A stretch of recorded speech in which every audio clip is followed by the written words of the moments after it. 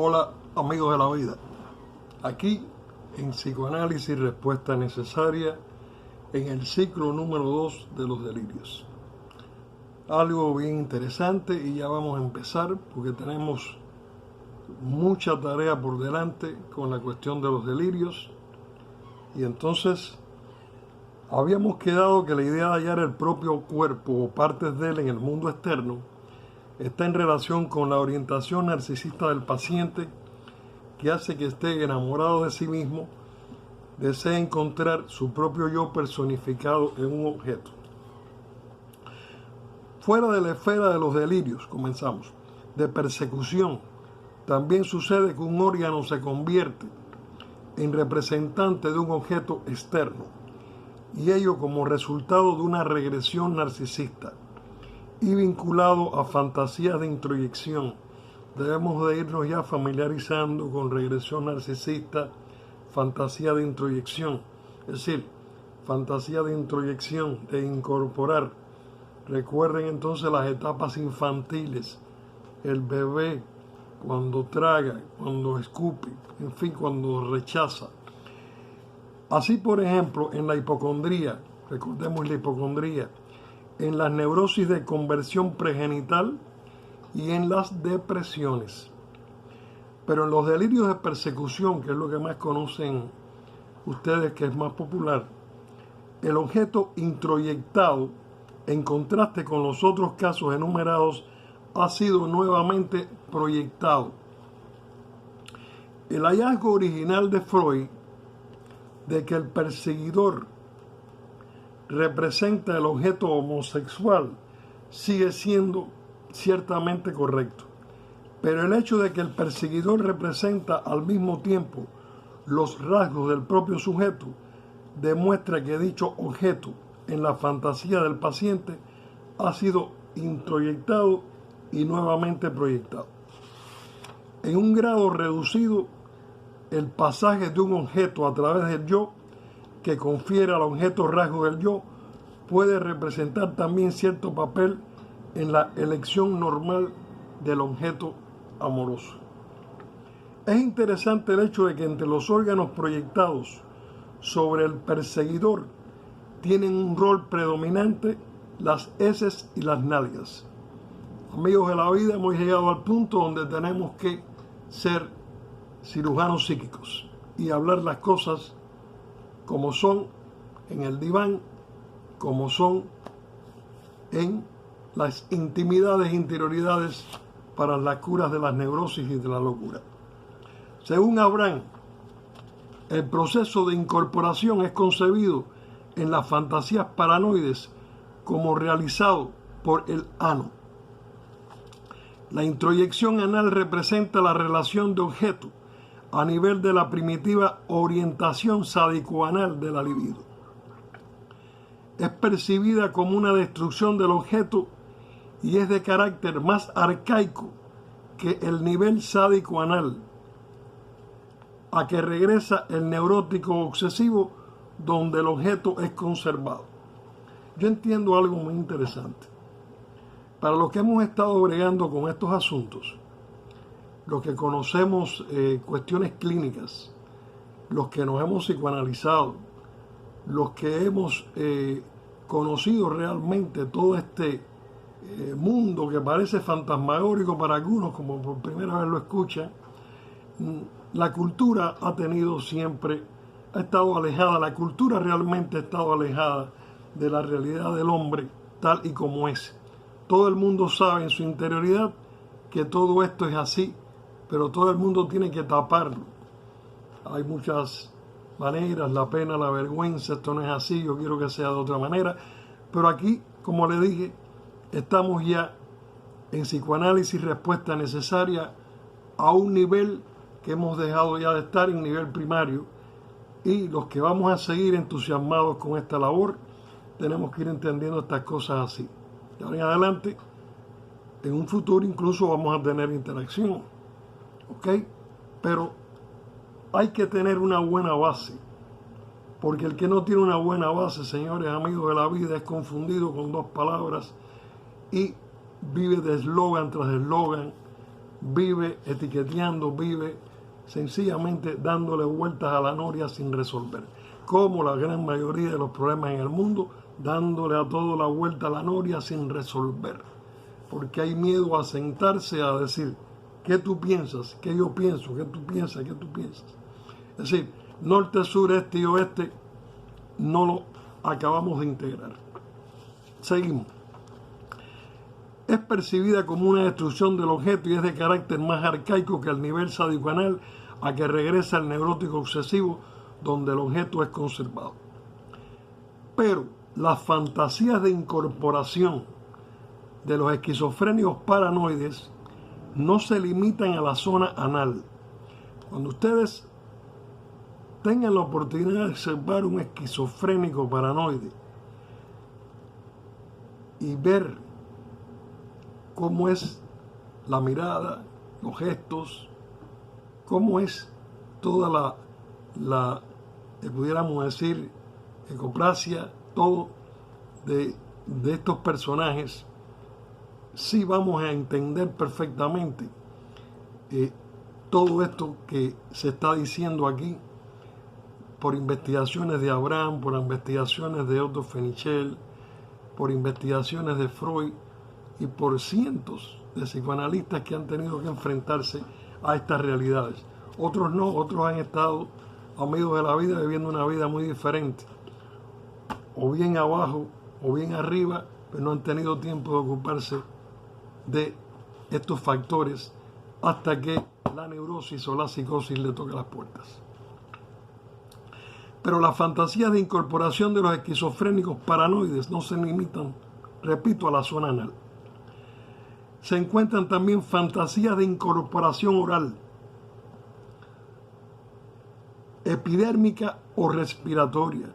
Esto puede demostrarse por la presencia de ideas de comer o ser comido, de inhalar y ser inhalado. Un psicótico puede en este gesto considerar que está incorporado completamente por el olor. Bien, uno de los más tempranos síntomas de un joven esquizofrénico era un intenso temor a los perros, muy clásico, ¿no? Combinado con una incapacidad de comer en presencia de su madre. El análisis psicoanalista demostró que ambos síntomas eran una defensa contra el deseo de morder a su madre y comérsela. Esto parece algo caído de la fantasía, ¿no? No, amigos de la vida. Esas personas amarradas con camisas de fuerza, esa cantidad de personas en los sanatorios, estos son los sufrimientos que padecen.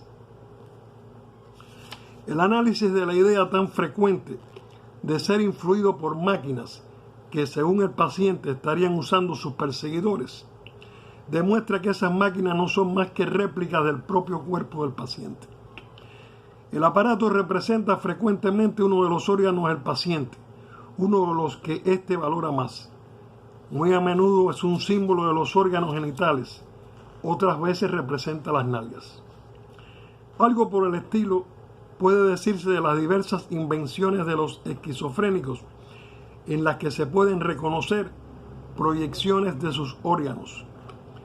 El impulso apremiante de hacer inventos es una proyección del impulso de desembarazarse de todas las molestias internas. El hecho más notable acerca de todas estas máquinas, verdaderas réplicas del cuerpo del paciente, es que no se las utiliza en fantasías placenteras, sino que aparecen en realidad como objetos crueles en manos de perseguidores imaginarios, y en algunos casos como dobles de los perseguidores. La defensa ha convertido el placer erógeno primitivamente deseado en una amenaza de horrible dolor. Así como se proyectan sobre el perseguidor partes del cuerpo, pueden proyectarse también características mentales propias. Esto no ocurre, amigos de la vida, solamente con el odio, con la proyección del odio, que es básica en el delirio. Vayan anotando esto. También algunas actitudes y expresiones definidas que son atribuidas al perseguidor corresponden a rasgos del paciente y con especial frecuencia a exigencias del superyo del paciente.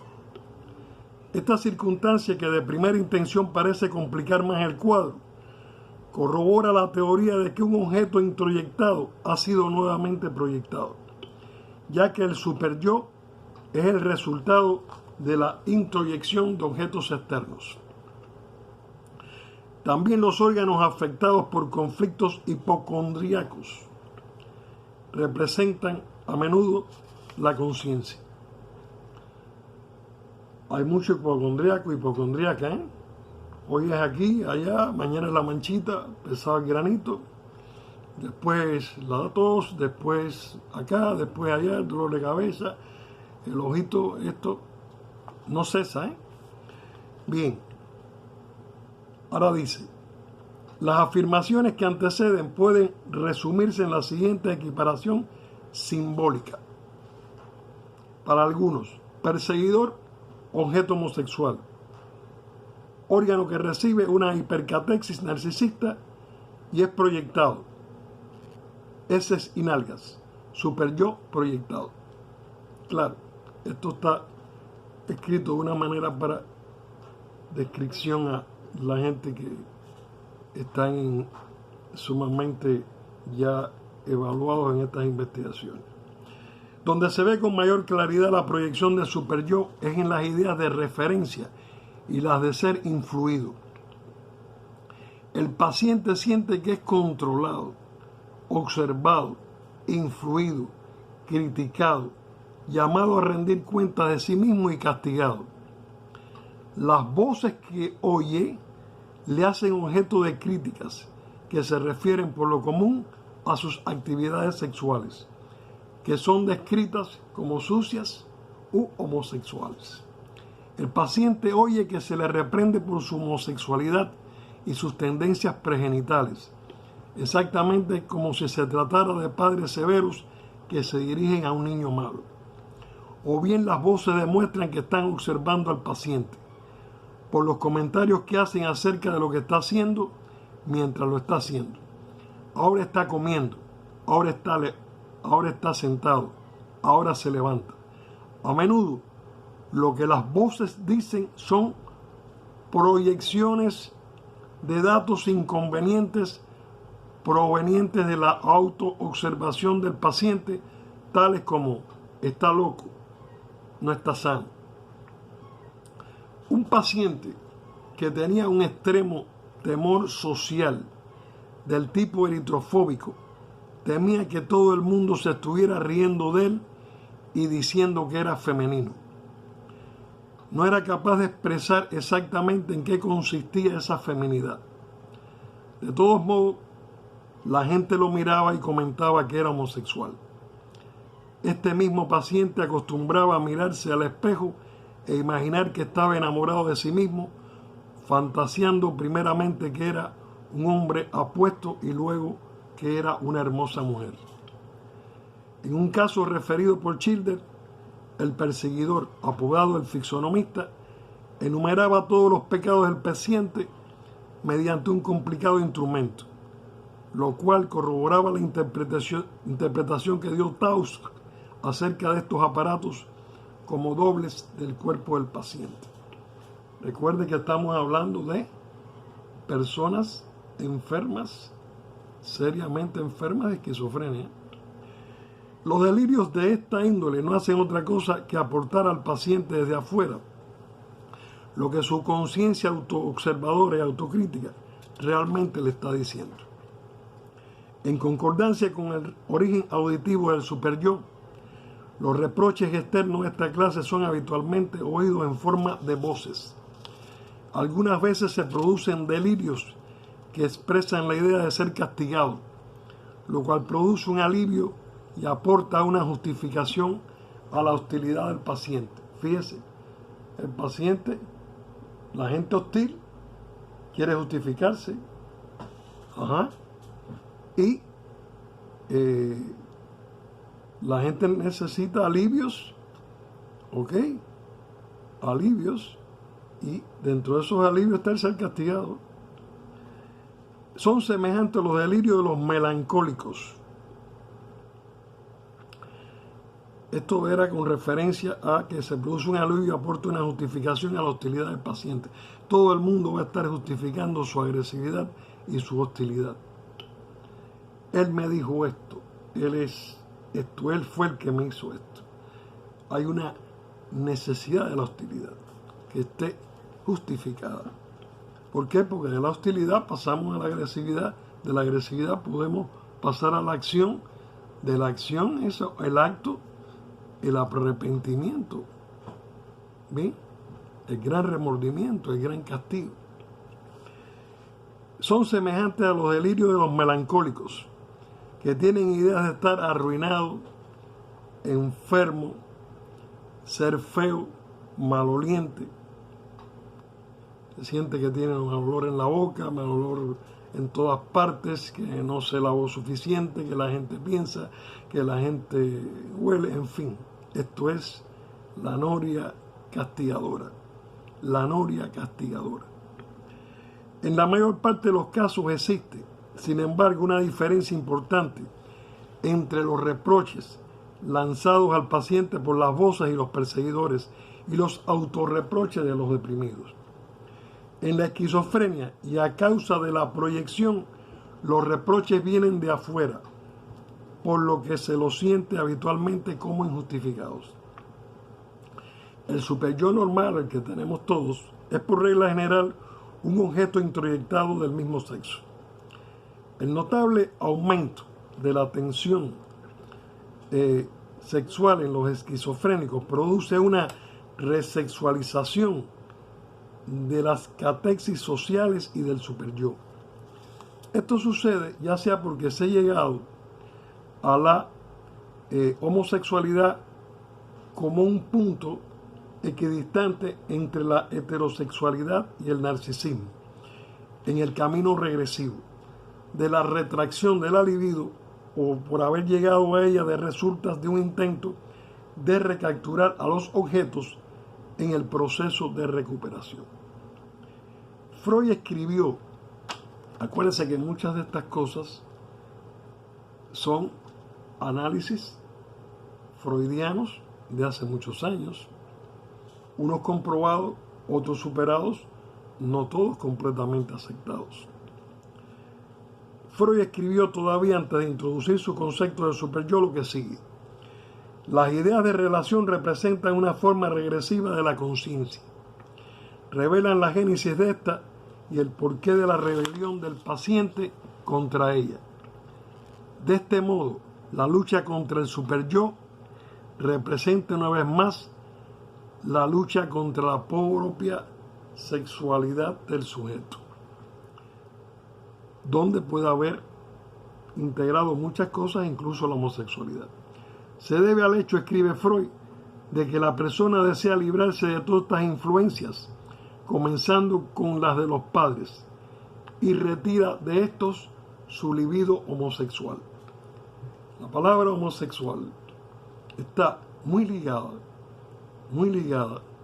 a la relación padre-hijo.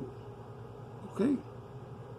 Porque es que todos los seres humanos hemos tenido una relación afectiva homosexual con nuestros padres específicamente. No se puede confundir el término muchas veces con lo que es la cuestión de ya el acto sexual definido. Pero los delirios superyoicos no son causados meramente por la defensa contra las tentaciones homosexuales. Aquí lo que estamos hablando es identificación con el Padre. El superyo, esa parte de la mente que copia los sujetos externos, constituye la parte de la personalidad que se halla, por así decirlo, más cerca de ser un objeto. En cierto sentido, el superyo es mitad yo y mitad mundo externo. De ahí que sus funciones sean las que más rápidamente aparecen cuando, consumada la regresión narcisista, el paciente desea recobrar el mundo de los objetos, pero es incapaz de hacerlo. En un paciente con una esquizofrenia rápidamente progresiva, se veía con especial claridad el fenómeno de aferrarse a los objetos por miedo de perderlos. Trataba de inducir a todos, aun a los que le eran indiferentes, a largas conversaciones, con el solo objeto de crearse la sensación de que aún mantenía relaciones con la gente, al mismo tiempo que había perdido toda otra relación de objeto. Asumió proporciones sumamente acentuadas, una grave angustia social. En todo lo que se refería a la gente, lo único que quería era saber qué pensaban de él y si hacía lo que de él esperaban. Elaboró por último ideas de relación. En su avidez de relaciones de objeto, no era capaz de alcanzar más que relaciones superyoicas. Hasta aquí, amigos de la vida, con Delirios, ciclo 2, en la cuestión de la esquizofrenia. Seguiremos. Es muy importante aclarar dudas, es muy importante seguir y seguir, porque basta ya de tapar tumbas donde no sabemos lo que existe. Amigos de la vida, psicoanálisis y respuesta necesaria. Recuerden suscribirse, recuerden dar like, recuerden ir paso a paso, pero disciplinadamente apurados. Bien, vayan también aprendiendo todos los días un poquito, y vamos a ser mucho mejores seres humanos, vamos a ser más sanos, vamos a ser más tolerantes y vamos a ser más comprensivos.